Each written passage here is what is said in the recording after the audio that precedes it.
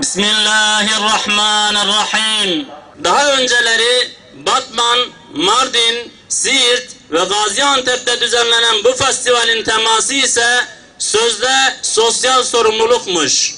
Ancak daha çok toplumun ahlakını ifsad etmeyi kendisine hedef edinmiş bu proje, Adıyaman'da da Adıyaman Valiliği, Adıyaman Belediyesi gibi resmi kurumların yanı sıra GAP, SODES, GAP Gençlik Evleri, Adıyaman Gençlik ve Kültür Derneği gibi kurumlar tarafından da desteklenmektedir. Sahabe şehrinde festival olmasın. Sahabe şehrinde festival olmasın. Sahabe şehrinde festival olmasın.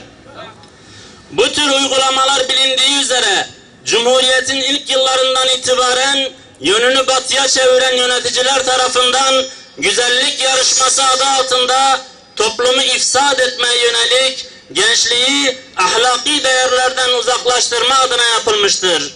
Günümüzde de başka yapılar toplumun ahlaki çöküntüye uğraması için ellerinden geleni yapmaktadırlar.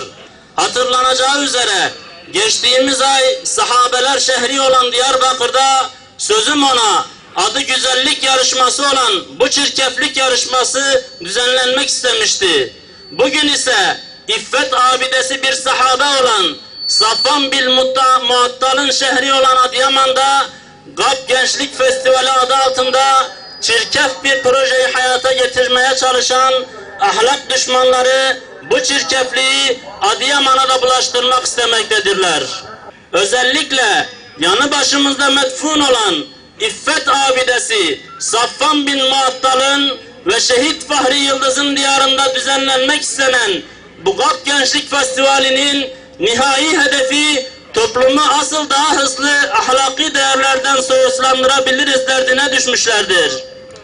Peki GAP Gençlik Festivali'nin içinde neler var? Bu projenin içinde toplumu her yönden ifsad etmeye yönelik ahlak dışı programlar, konserler, tiyatrolar, sokak ortasında bedenini teşhir eden ucubeler, hatta bazı yerlerde kızlarla erkeklerin karışık bir şekilde uzun eşek oynamaları bile bu programın asıl amacını bizlere göstermektedir. Kutlu doğum için asılmasına müsaade edilmeyen bez afişlerin yerine ne hikmetse şu anda festivalin ilan ve dövizleri süslemektedir.